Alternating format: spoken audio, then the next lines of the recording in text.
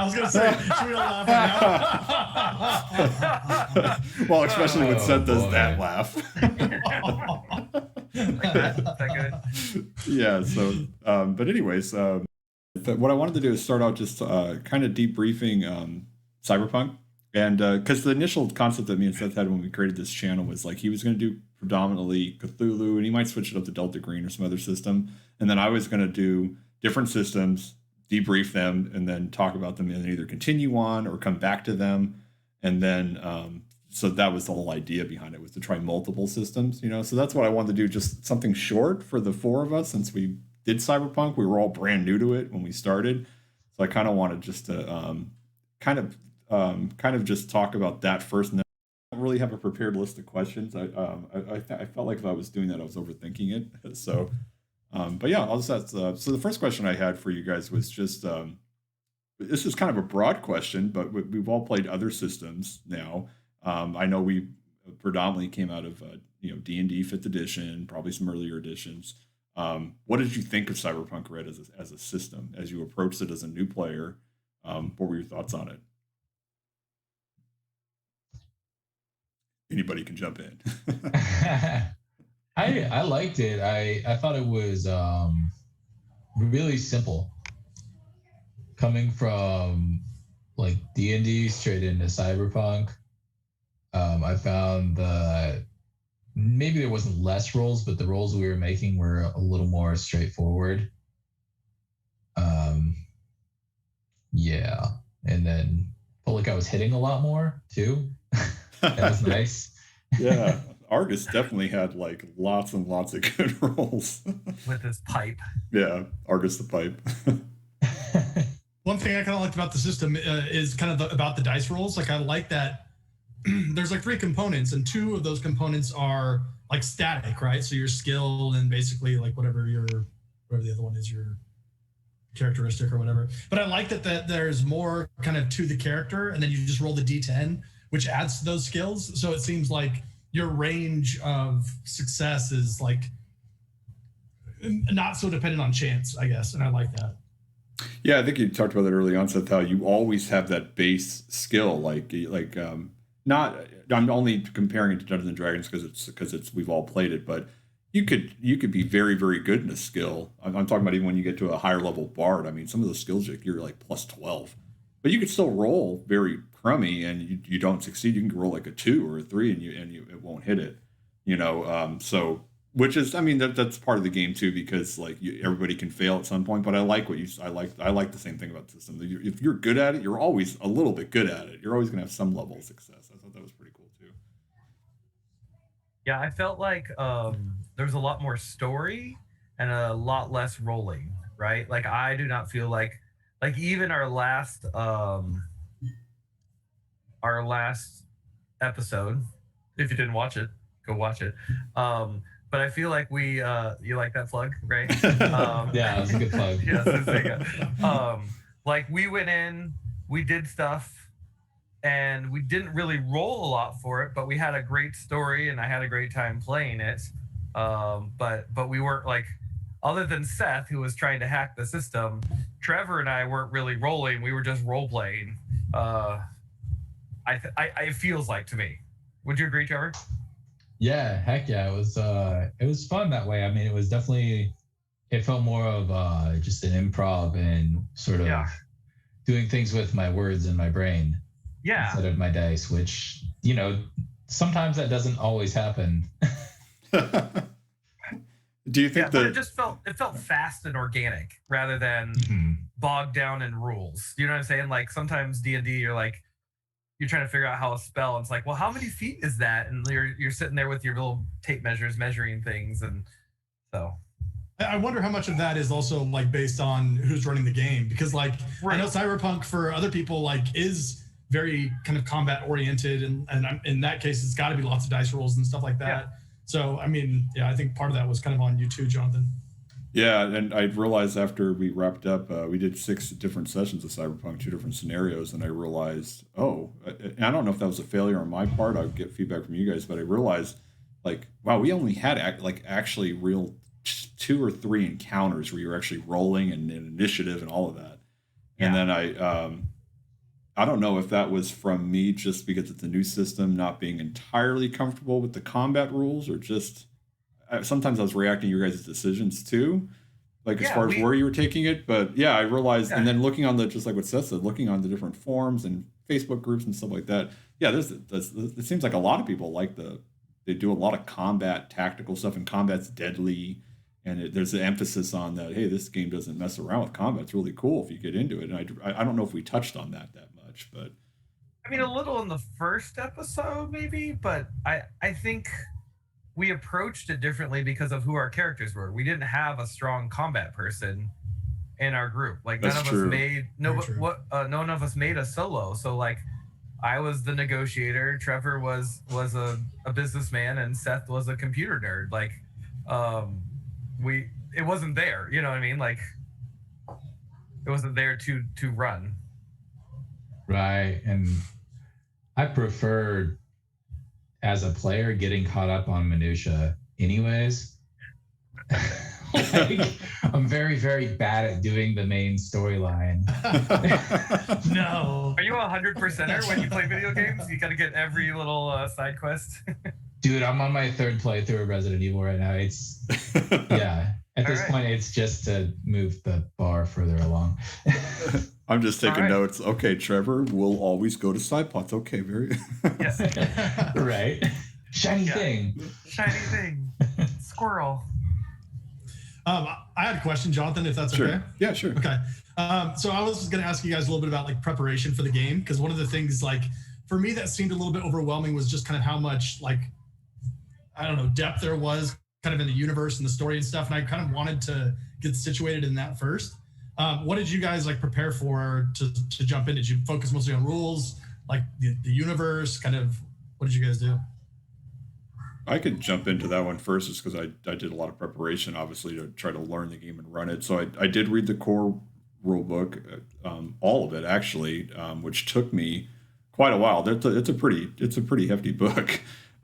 So I think reading that, I got a good idea of what the world we were launching into, but to moving from doing more fantasy type role playing or horror role playing to get myself to kind of describe things more of what it looks like in that world, I started watching more cyberpunk themed media.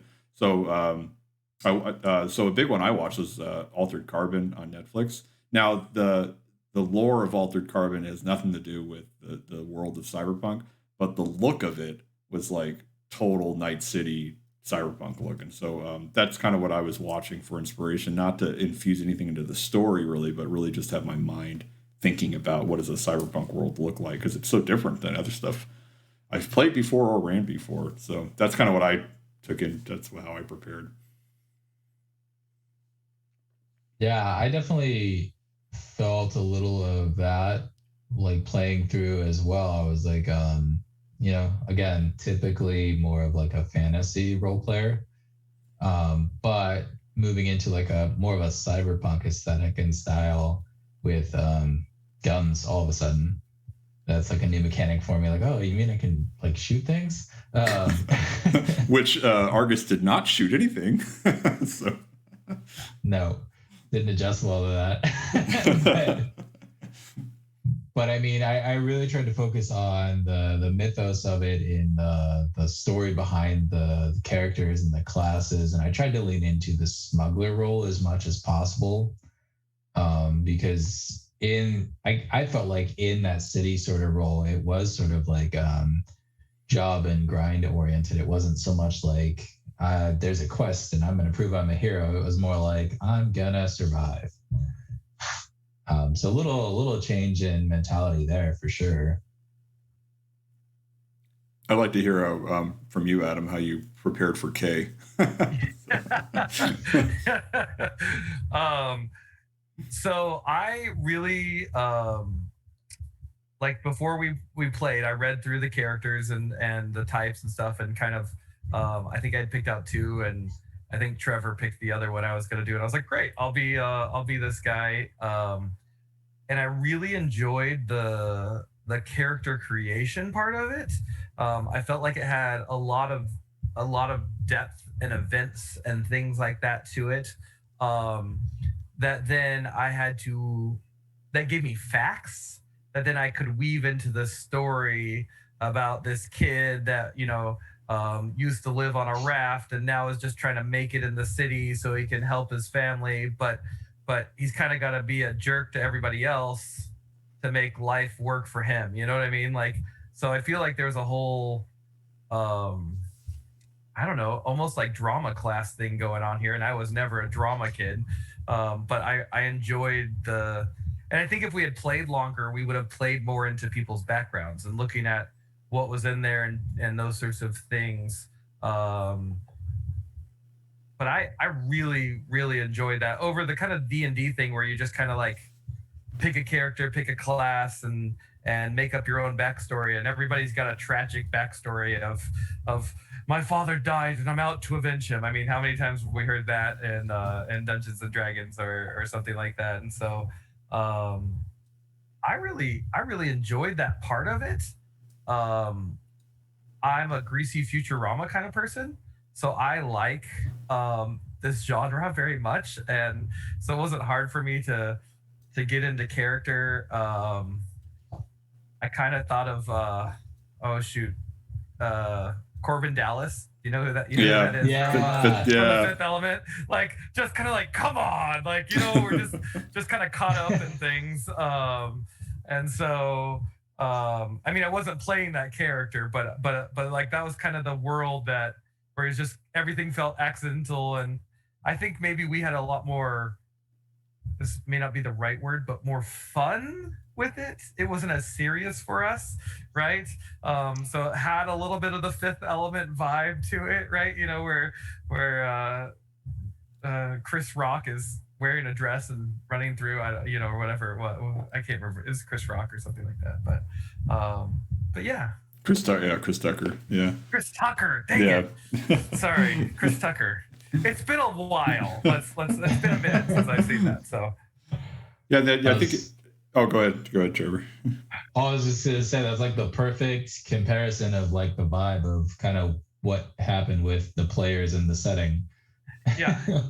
Well, and it didn't have. I mean, like just the idea of the yellow brick road. So that was a pre-made sheet or whatever. Because I think you should talk about how much or little you get when you do this, right? We're used to like D&D modules, right? But like, yeah. So it was funny for us. We laughed a lot because we're like the yellow brick road and John Wilkes Booth and Yeah. Well, I want to. Yeah, I want to get to. I think I want to ask you guys some questions about the scenarios in a second. Oh, but sorry. No, you're good. You brought up something, Adam, that I thought was pretty important. Is, just how you prepared as far as like the type of genres you like, and how you talked about how we actually had more. I think we had more fun and we're more a little bit lighthearted with this genre and the way we approached it. We even got a comment on our YouTube channel that talked about we're almost like a cyberpunk sitcom. At times it seemed like that. So a challenge for me as the game master was the book is all about the core rule book's talking about all about its style over substance. They talk about that a lot. It's like you got to get the style down. And so I'm going to go in here to a little critique mode. We can all also not be so nice toward the system too, and if you want to add something. But running the game, I don't know. I didn't like that, honestly, as a game master. Like, I get that there's a style you got to go for, but you also have to make a fun game, and there's got to be something that the players can play. And so, I'm thankful for the party that you guys created, because you guys made a very fun story, basically, and brought some substance to it. So, but I also know as a group, we probably didn't play this game the way that others I know have played it, where it's very gritty and it's a lot of realism and. Who knows? As we pick this game up again sometime in the future, because I don't think we're done with these three characters or this story. We will pick it up again at some point in the future, hopefully. But maybe as we continue on, maybe some of that will come into it. But I enjoyed what you three created. So, but did anybody have any comments about that? Before I move on. Oh yeah, I mean, so in the handbook, there's like. I want to say there was like a solid like between 3 and 5 pages of like clothing options for the characters. Well, and I think there was something like 82 or something like that different categories of things, of skills you could have, and some of them were like cool and clothing, and I was like, those never really came up in anything we were doing, and maybe that's just the scenarios we were working in, but I put a lot of points in my cool factor just so we're all aware. It showed through. Your character was very cool. Yeah. Yeah, that's another, I guess, critique of the system that I have is it's a lot of skills. And, as a game master, you want to try to highlight the character's strengths and get them to participate. But it's a lot of skills to try to fit into like a game, like to try to think of how do I give someone a chance to shine with that particular skill, With so many, it was it's a little bit daunting when you first look at that character sheet. So I don't know. Seth looks like he wants to say something. Oops. Oh no, I didn't have anything. Sorry, I've been distracted here. So I'll kind of add on to your point, Jonathan, that like I think with that many skills, it sort of gets a little bit tough to figure out which skill to use at which point.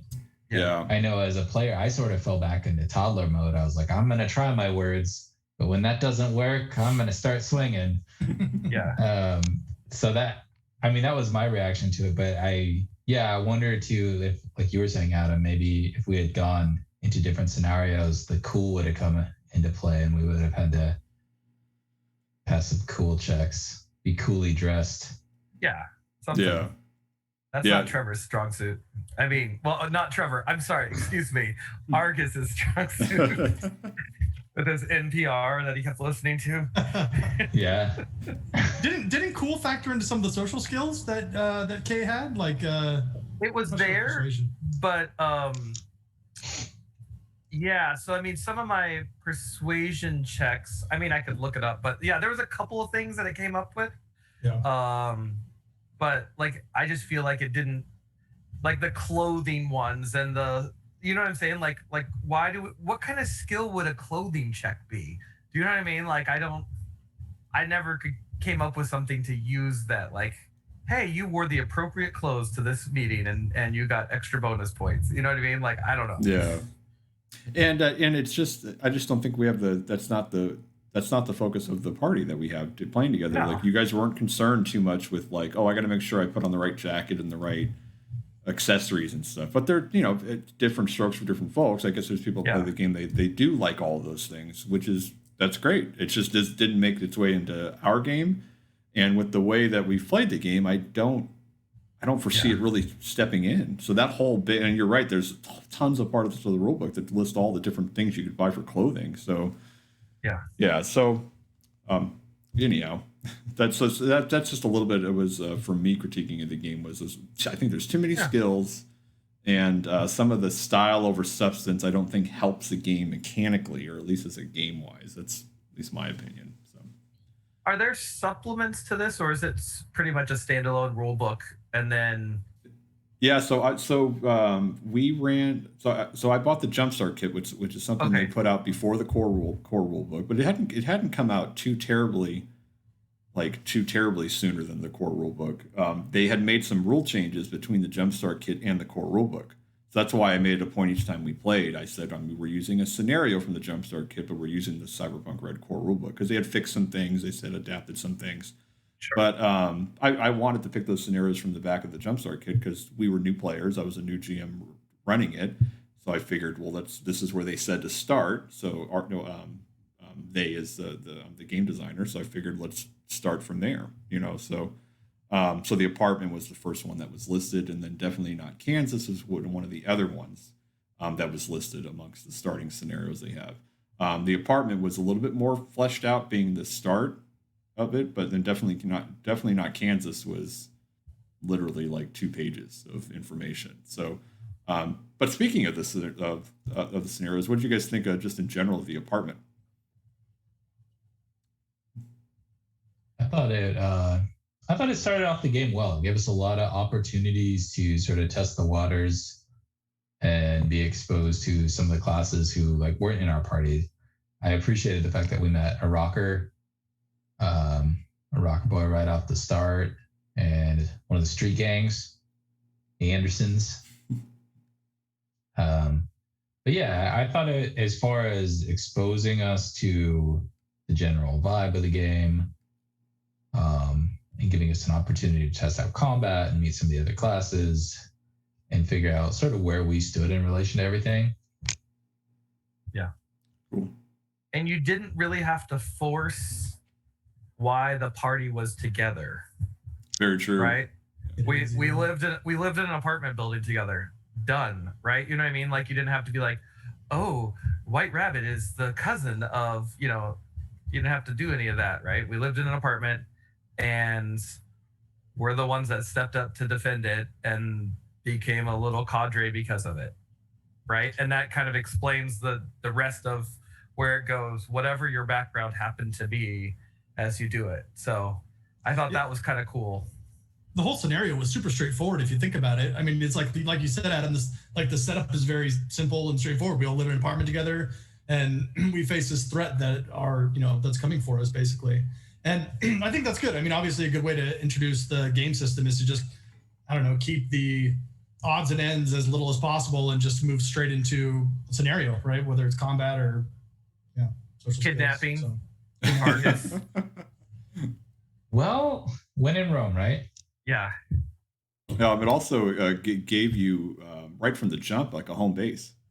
Yeah. But also gave you an incentive to want to go out and do some runs to make some money because and that's one thing I like about the system too is that it creates that scarcity that you actually have to do some dangerous stuff if you want to make a living here, and so the apartment becomes like an incentive for that, to keep that kind of like that home basically. I actually like that a lot too about the game in general is just like the importance of money, because in a lot of role-playing games, like money is like nothing, like think of Call of Cthulhu, which we play. I mean, money has no role practically whatever. And then gold in D&D, same thing. Like it's just, I mean, it has a little bit of use, but just kind of it fades away the longer you go. And in Cyberpunk, I wanted to find out like what else I could buy. Like I wanted more money to like buy cool gear or to just kind of like, yeah. So, I mean, money actually had like a purpose in the game, and I really like that. Yeah. I like that we lived where we were adventuring. That's true. I mean? That's true. Like there was a real motivation not to be a murder hobo in the club. Like, I was like, oh, wow, this is our home tavern. Like we probably shouldn't just brawl. Yeah. That's a very good point, Trevor. I didn't think of that. Yeah, it feels more interconnected. Like your actions, like whatever we did in the first scenario would have probably affected which scenario we chose for the second one. Because if we hadn't protected our apartment, we'd be out looking for a new one, and Yeah, and you guys earned for mechanically in the game that reputation where everyone around there knows you now, and so that's a great point, Trevor. I like that. It does affect like your actual living environment. So, what did you guys think of Definitely Not Kansas? Kind of loved it. Yeah. I'm like a weird, like, I like that kind of like silly. I mean, it felt silly, but serious at the same time, right? You got the yellow brick road. You're like, okay, come, and then it's like, oh, and Dorothy, and I was a little disappointed that it was like, I think it was really meant to be a one-off, right? Like it was meant to be march in there, shoot everybody up, take the stuff, and get out, right? Like I kind of wanted Dorothy to be more connected in some way, and like she was going to be a nefarious villain that we were going to have to like fight over and over again. Maybe she is. Well, yeah, with her pink hair and her raspy voice.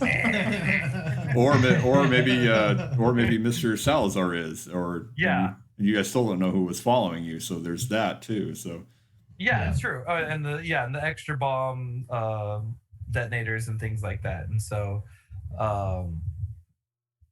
I liked it because I think we played it very differently than, we scouted out the location. We came up with a plan. We talked to her.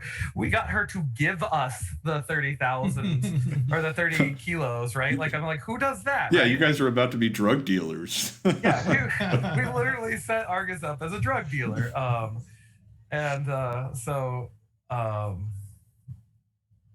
just the like I feel like there was still a mystery for us to kind of solve, so we still had to talk to people. So there was, I think it played into our strengths as far as role playing. You know what I mean? Like, and that's what I enjoy. Like I play video games to escape who I am, so I can not be a weird nerdy guy who plays video games all the time and teaches science, right? You know, I'm gonna be this big Hawaiian man who steals everybody's money.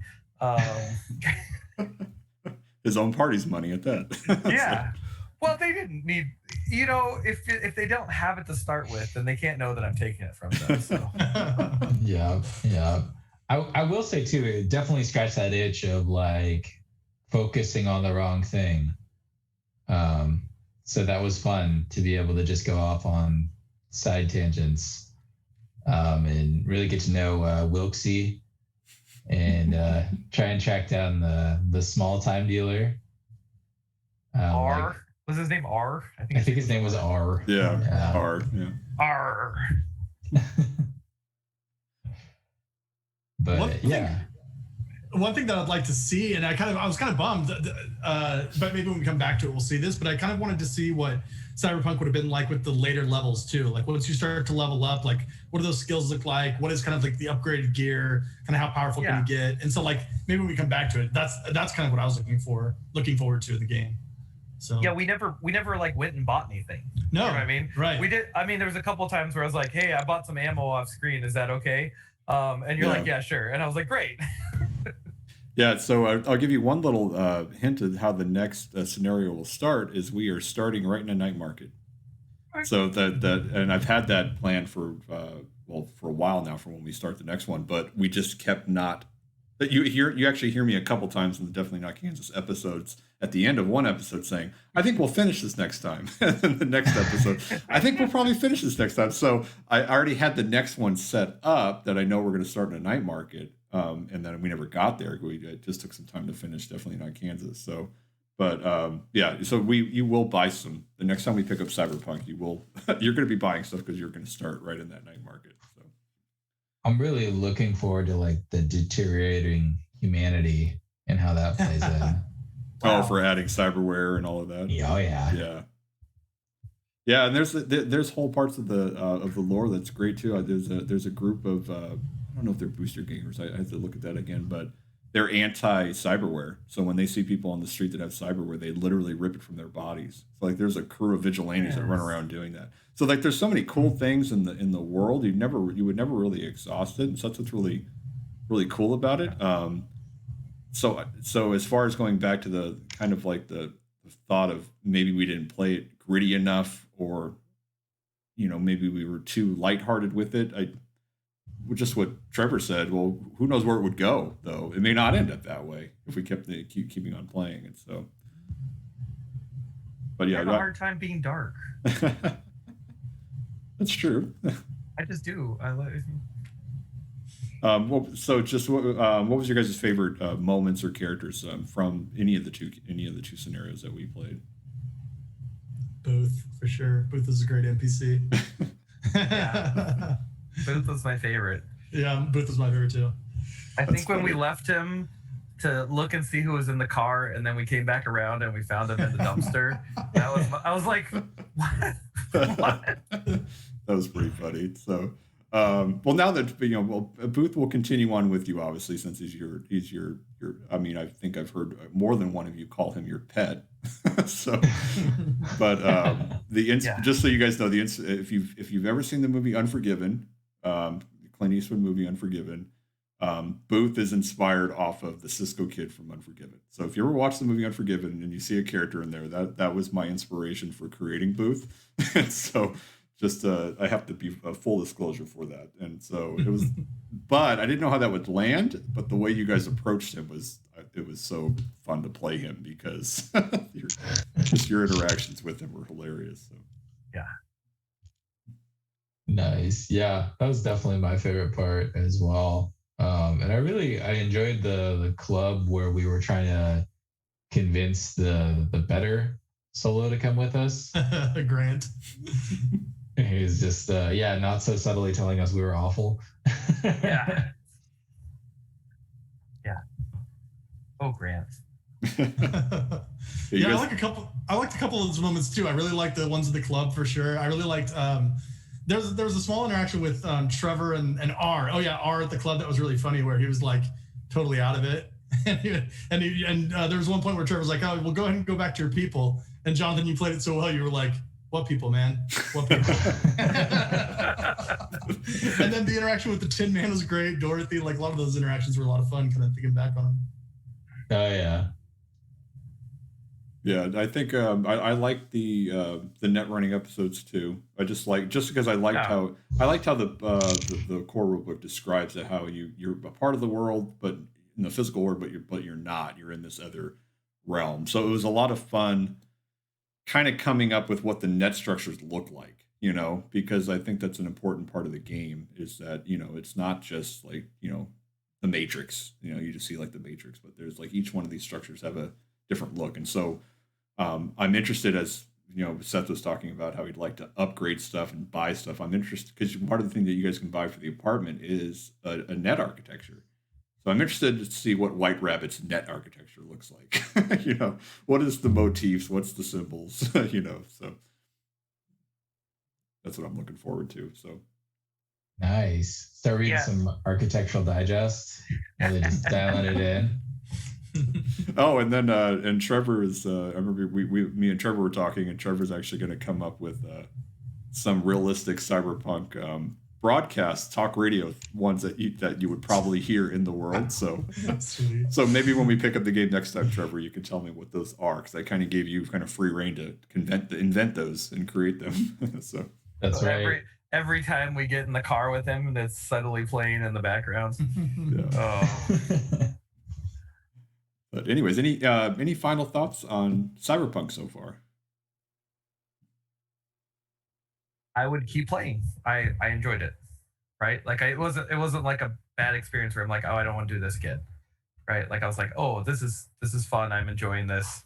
I'd love to see like my head goes to like, oh, and I'm going to run a business out of my little building now that I own, and what can we do with it, and how can we make more money, and those sorts of things, which I think is totally fun and weird and maybe Sim City-esque almost, right? Like I've got my own apartment building. I don't know what that voice was. I'm sorry. I apologize for that.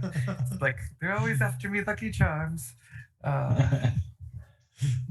Yeah, I second that. I would continue playing. I'm looking forward to continuing to explore that world and go to the night market and just go full robot, like just really trade out those human pieces. So should be fun. Yeah, I'd play again too. I agree. Yeah, I think as we as I knew that we were, once Kansas was over, definitely not Kansas was over, we were probably going to transition to try a new system and maybe come back to Cyberpunk. At first I was like, okay, cool. I want to try something new, just because I've been thinking Cyberpunk for a few months now. But I felt myself missing it, like almost immediately, like missing the story, missing the characters, missing where you guys were going to go with it. And I thought, okay, they did something cool here, because this game created that feeling. And so it's definitely something I want to come back to. And so I'm happy to hear the feedback that you guys have as well. So, sweet. But thanks everyone for being here and for giving your feedback. And we'll see you soon.